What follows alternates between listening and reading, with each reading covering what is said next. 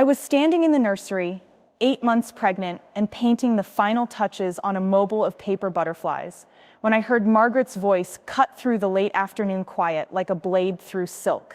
She was in the kitchen with my husband David, and her words carried up the stairs with crystalline clarity.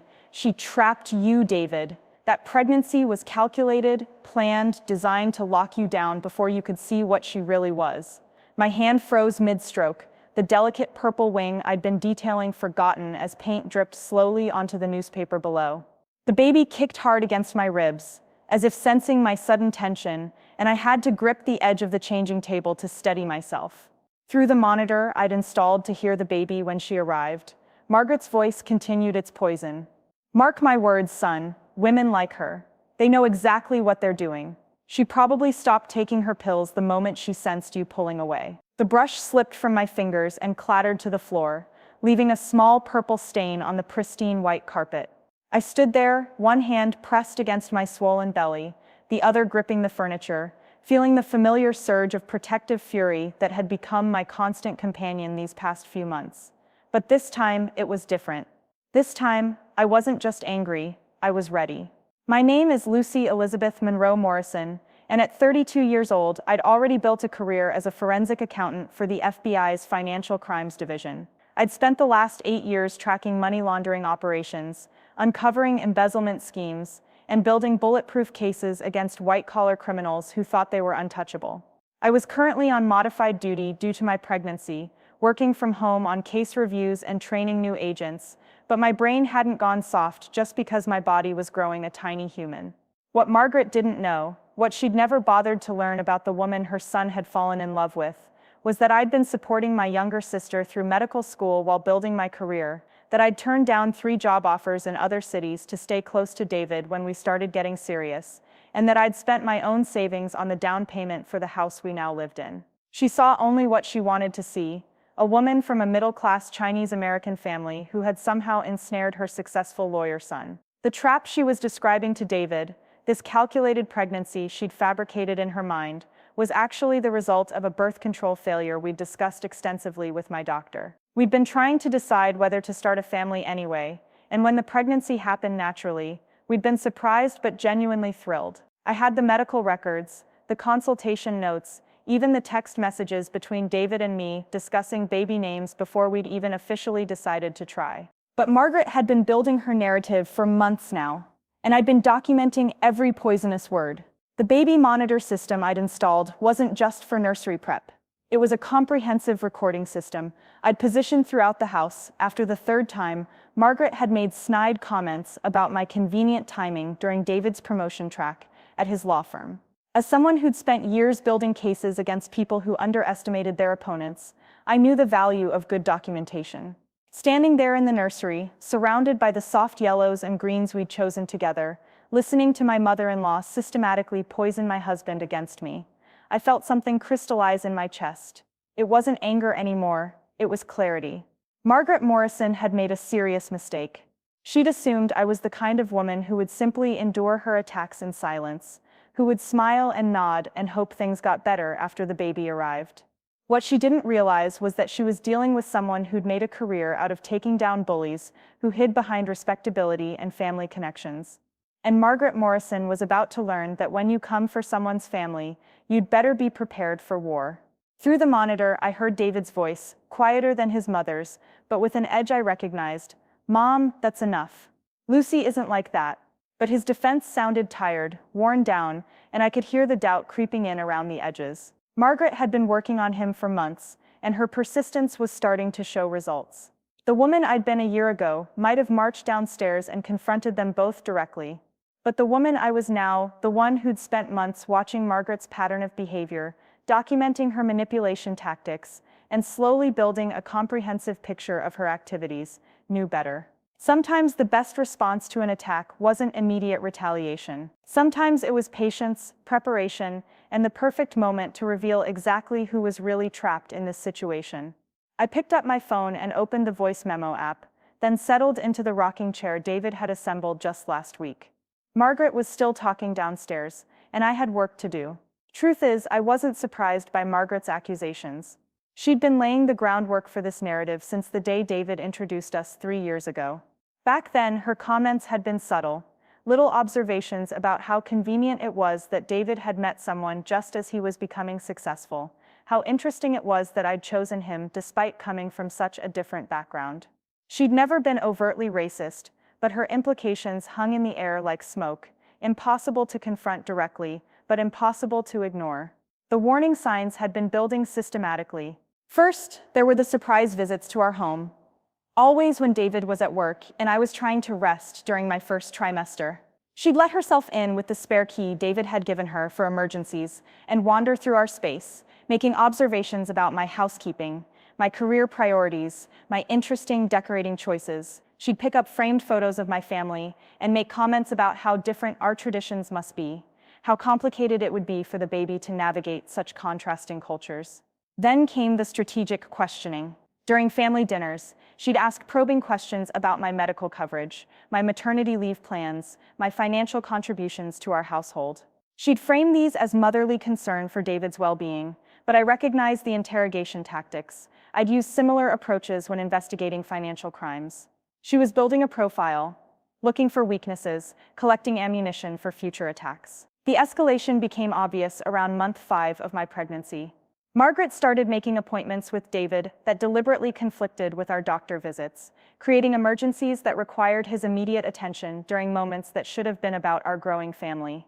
She'd call him at work with urgent legal questions about her estate planning, her insurance policies, her financial arrangements, all topics that somehow required David's immediate expertise and couldn't wait for evenings or weekends. My gut had been screaming warnings for months, but I'd followed David's lead in trying to keep the peace. He'd grown up with Margaret's emotional manipulation and had developed coping mechanisms that involved minimizing conflict and hoping problems would resolve themselves. As an only child whose father had died when he was young, David had learned early that keeping his mother happy was essential for family stability. But what he saw as necessary peacekeeping, I recognized as enabling behavior that had allowed Margaret's controlling tendencies to flourish unchecked.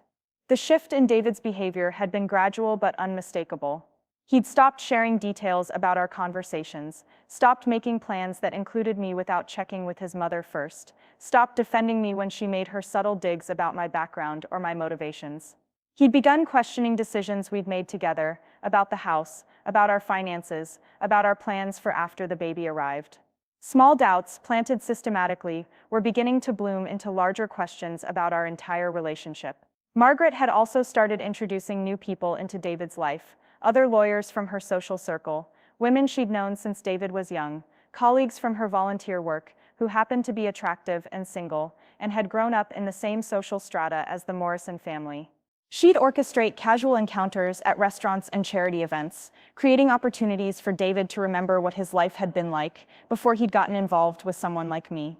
The most telling warning sign had been Margaret's sudden interest in our financial arrangements.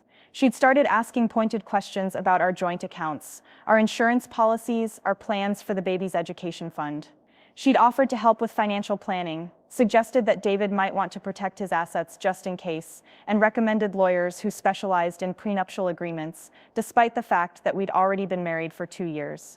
But I'd been making quiet moves of my own. Working in financial crimes had taught me the value of documentation, and I'd started keeping detailed records of every interaction with Margaret. I'd saved every text message, every email, every voicemail she'd left. I'd documented her surprise visits, her questions about our finances, her comments about my background and motivations. I'd even started recording our conversations during family dinners, using a small device I'd borrowed from work. More importantly, I'd begun researching Margaret Morrison herself. Using the same investigative techniques I employed for white-collar crime cases, I'd started building a comprehensive profile of her finances, her social connections, her professional history, and her legal entanglements. What I'd discovered had been far more interesting than I'd expected. Margaret Morrison, it turned out, had her own secrets that would make her accusations about my motives look not just hypocritical, but potentially criminal. I'd also secured our joint assets in ways Margaret didn't know about. I'd established separate accounts for our emergency funds, moved important documents to a safety deposit box she didn't know existed, and consulted with my own attorney about protecting our family's interests. If Margaret wanted to play financial warfare, I'd be ready with defenses she couldn't anticipate.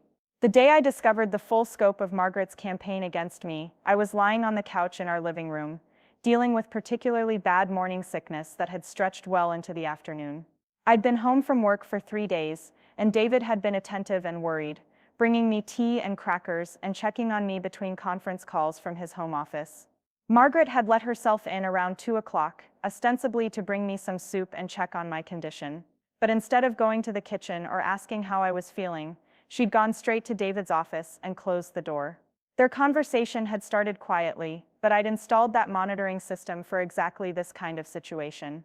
What I heard through the speakers made my nausea seem insignificant by comparison. "David, I've been doing some research." Margaret's voice was clear and focused.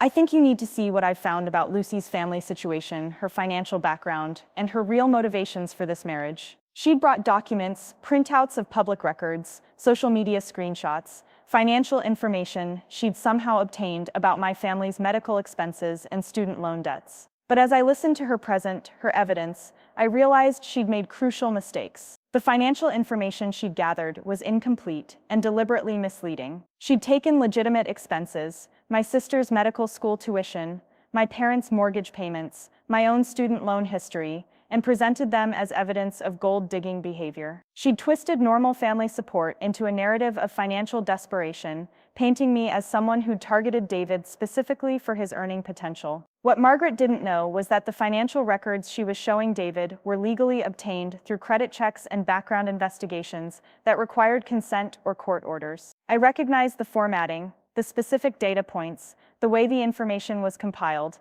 This wasn't casual internet research. This was professional-grade financial investigation, which meant Margaret had either paid someone with access to restricted databases or had obtained this information through illegal means. As I lay there listening to my mother-in-law systematically destroy my reputation using potentially stolen personal information, my professional training kicked in. This wasn't just family drama anymore. This was a potential federal crime. And Margaret Morrison had just provided me with enough evidence to launch a formal investigation. I spent the next week conducting my own research, using legitimate channels and professional resources to verify Margaret's methods and sources. What I discovered went far beyond identity theft or financial privacy violations. Margaret Morrison had been running a side business for the past 5 years, providing background research services to wealthy families who wanted to investigate their children's romantic partners. She'd been charging substantial fees for detailed reports on young women and men who'd had the misfortune of dating into prominent families. Her client list included 3 judges,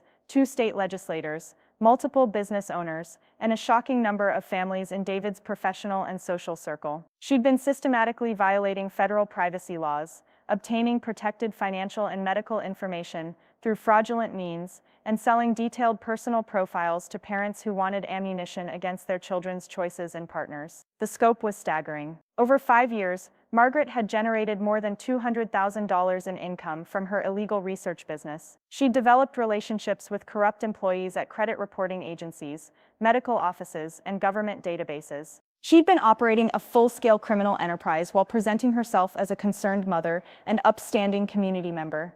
But the most damning discovery was that Margaret had been planning her campaign against me since the day David first mentioned my name. She'd started building her file on me before I'd even met David's family, gathering information about my background, my family's finances, my sister's medical issues, my parents' immigration history, and my academic and professional records. She'd been preparing to destroy me from the moment David showed serious interest in our relationship. The evidence was overwhelming. Margaret had email correspondence with her information sources, payment records for her illegal research services, detailed files on dozens of young people she'd targeted, and financial documents showing her profits from the business. She'd even kept records of successful interventions, relationships she'd helped dissolve through her research and manipulation tactics. Now I understood why David had been pulling away, why he'd been questioning our relationship, why he'd seemed so uncertain about our future together. His mother hadn't just been sharing opinions and concerns, she'd been feeding him a steady diet of fabricated evidence designed to make him doubt everything he knew about me. She'd been using her criminal enterprise to destroy her own son's happiness, and she'd been profiting from similar destruction in dozens of other families. The confrontation phase began when I decided to involve the appropriate authorities. As a federal employee with security clearance and professional obligations, I couldn't ignore evidence of criminal activity, especially when that activity was directly affecting my own family. I contacted my supervisor at the FBI and requested permission to open a preliminary investigation into financial crimes related to identity theft and privacy violations. My supervisor, Janet Rodriguez, had been my mentor for 6 years and knew my work intimately. When I explained the situation, she immediately recognized the potential scope and assigned a full team to the case. Within 3 days, we had warrants for Margaret's financial records, her email accounts, her phone records, and her business documents. We'd also identified 17 other victims of her illegal research business and begun building federal cases for identity theft, wire fraud, and violation of federal privacy laws. The investigation moved quickly. Margaret's amateur attempts at digital security were no match for FBI forensic specialists, and she'd kept detailed records of every aspect of her criminal activities. Within 2 weeks, we had enough evidence to support federal charges on multiple counts. Her client list included some of the most prominent families in the state, and several of her research subjects had been minors when she'd begun collecting information about them. As the investigation expanded, we discovered that Margaret's business had contributed to the dissolution of at least 12 serious relationships and 2 marriages. She'd provided ammunition for child custody battles, divorce proceedings, and family disputes. She'd helped wealthy families destroy their children's connections to people they deemed unsuitable, and she'd profited significantly from the emotional destruction she'd caused. The pattern recognition phase revealed that Margaret Morrison was part of a larger network of individuals providing similar services to wealthy families across multiple states. Her business model had been copied by others, creating a cottage industry of professional relationship sabotage that targeted young people from middle-class and immigrant families who'd had the audacity to fall in love with someone from a higher social stratum. Working with financial crime specialists, we traced Margaret's income sources and identified co-conspirators in government agencies, medical facilities, and private companies who'd been selling protected information. The investigation grew to include corruption charges against multiple government employees and violations of federal privacy laws by several major corporations. But the most satisfying discovery was that Margaret had been committing tax fraud for 5 years, failing to report her income from her illegal research business. The Internal Revenue Service became very interested in Margaret's financial activities, and she suddenly faced federal tax evasion charges, in addition to the identity theft and privacy violation charges we'd already built. Throughout this process, David remained unaware of the investigation. I'd made the decision to handle this through proper legal channels, rather than confronting Margaret directly, partly to protect the integrity of the case, and partly to protect David from the knowledge that his mother was a criminal. But as the evidence mounted and formal charges became inevitable, I realized I'd have to tell him what I'd discovered. The day I decided to reveal everything to David was also the day Margaret made her final miscalculation. She'd been escalating her campaign against me, sensing that her time was running out but not understanding why. Her accusations had become more desperate, more specific, more potentially actionable. She'd started making claims about my family's immigration status, my professional competence, my mental health, and my fitness as a mother. The trap I'd been setting for months finally closed when Margaret made a critical error during what she thought was a private conversation with David. She'd been pushing him to demand a DNA test after the baby was born, claiming she'd found evidence that I'd been unfaithful. But her evidence was based on information she'd obtained illegally, and she'd referenced details about my medical history and personal life that she couldn't have known through legitimate means.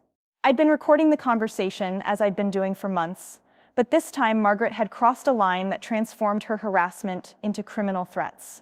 She'd threatened to release private medical information about me to David's law firm, my FBI colleagues, and my family.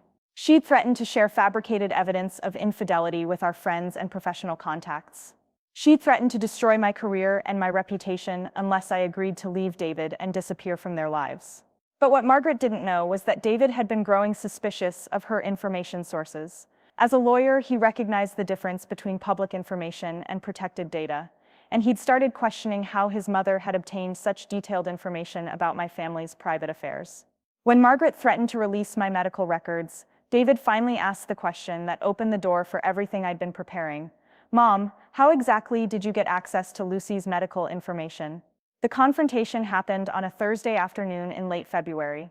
I was in my 8th month of pregnancy, moving carefully but feeling stronger than I had in weeks. Margaret had requested a family meeting to discuss serious concerns about our marriage and our fitness as parents. She'd invited David to her house for what she called a frank discussion about Lucy's true character and motivations. David had agreed to the meeting, but had insisted that I be included. Margaret had reluctantly consented, probably figuring she could overwhelm me with her prepared evidence and force David to choose between us. What she didn't know was that I'd spent weeks coordinating with federal agents, that warrants had already been executed on her digital accounts, and that everything she said during our meeting would be recorded and analyzed by FBI specialists.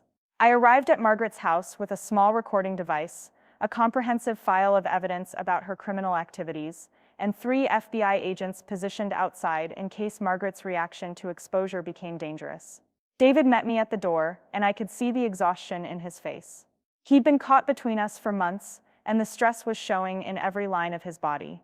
Margaret had prepared for this meeting like a prosecutor preparing for trial. She'd arranged her evidence on the dining room table, printouts of financial records, social media screenshots, family photographs, medical documents, and what appeared to be a comprehensive dossier on my entire family.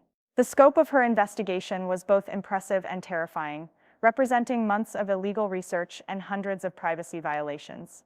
She began her presentation with practiced confidence, laying out her case against me with the precision of someone who'd done this many times before.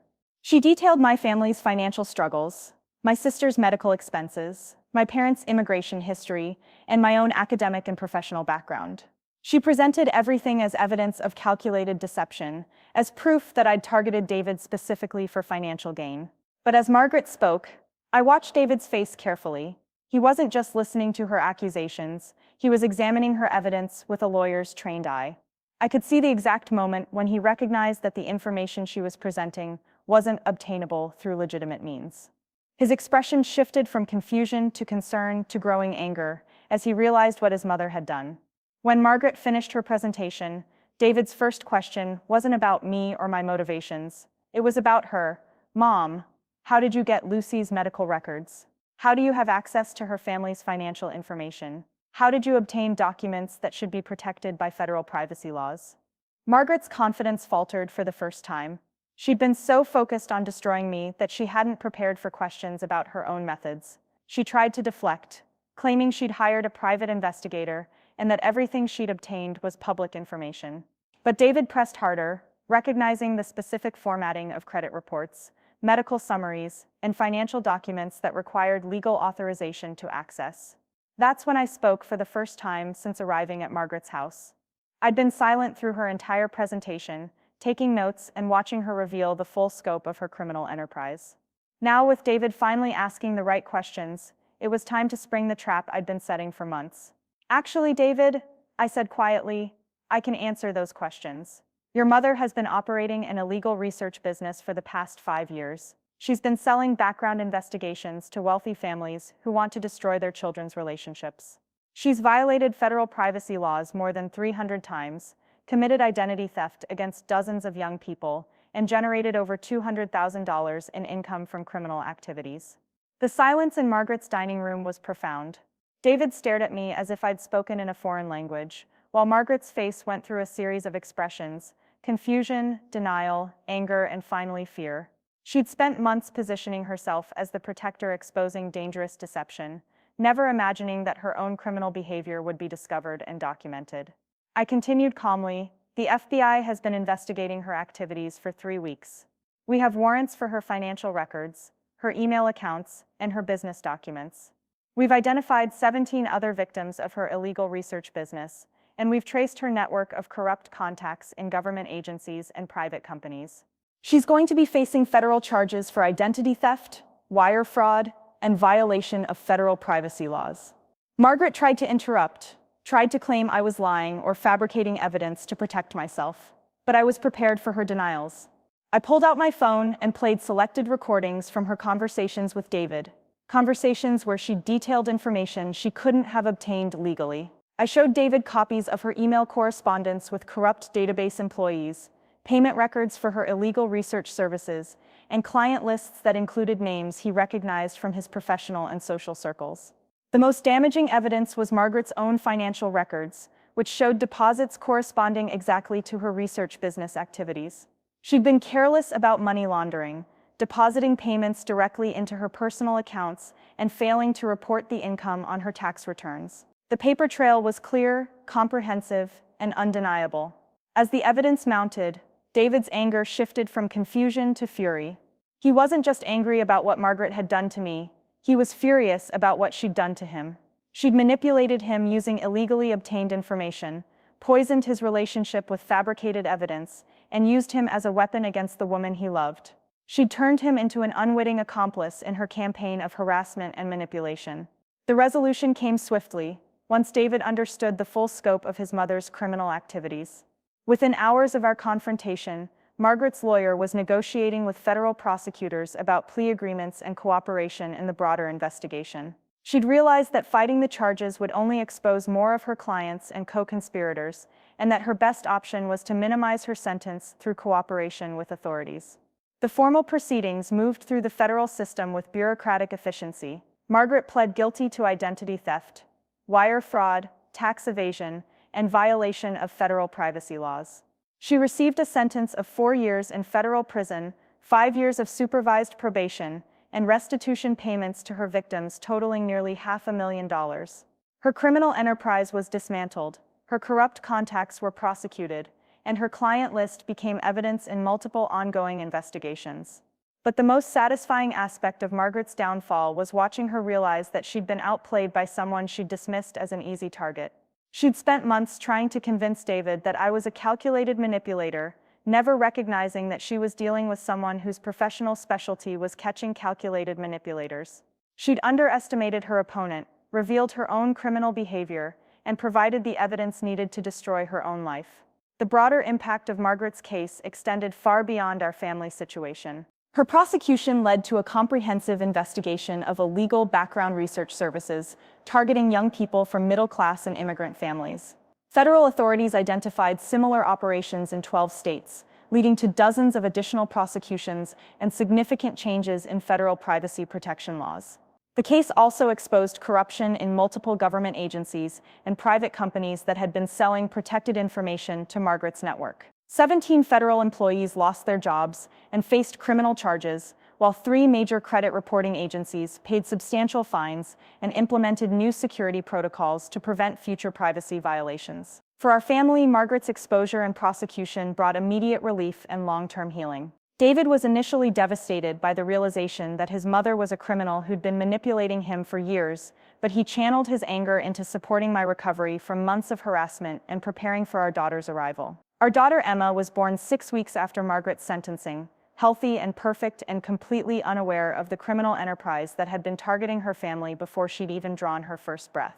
David was present for every moment of her birth, holding my hand and apologizing repeatedly for not protecting me from his mother's attacks. The transformation in our relationship was immediate and profound. With Margaret's poisonous influence removed, David rediscovered why he'd fallen in love with me and why he'd chosen to build a family with me. He threw himself into fatherhood with enthusiasm and dedication, and he made amends for months of doubt and distance by being the partner and co-parent I'd always known he could be. We moved to a new house in a different neighborhood, establishing physical distance from the memories of Margaret's harassment while creating a fresh space for our growing family. David changed his phone number, his email address, and his social media accounts to prevent any contact from his mother or her associates. He made it clear to his extended family and professional colleagues that Margaret was no longer welcome in our lives or in our daughter's life. The financial recovery was also significant. As part of her restitution payments, Margaret was required to compensate me for the emotional distress, professional disruption,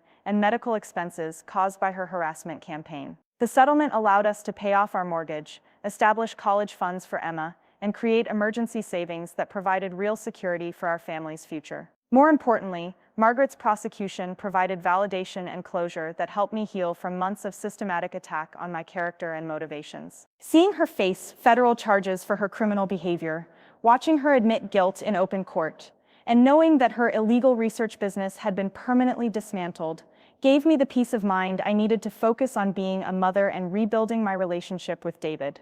The professional recognition was unexpected but gratifying. My work on Margaret's case earned commendations from my supervisors at the FBI and contributed to my promotion to senior forensic accountant when I returned from maternity leave.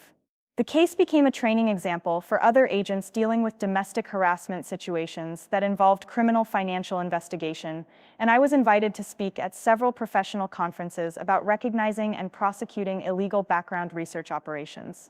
But the most meaningful outcome was the broader impact on other families dealing with similar situations.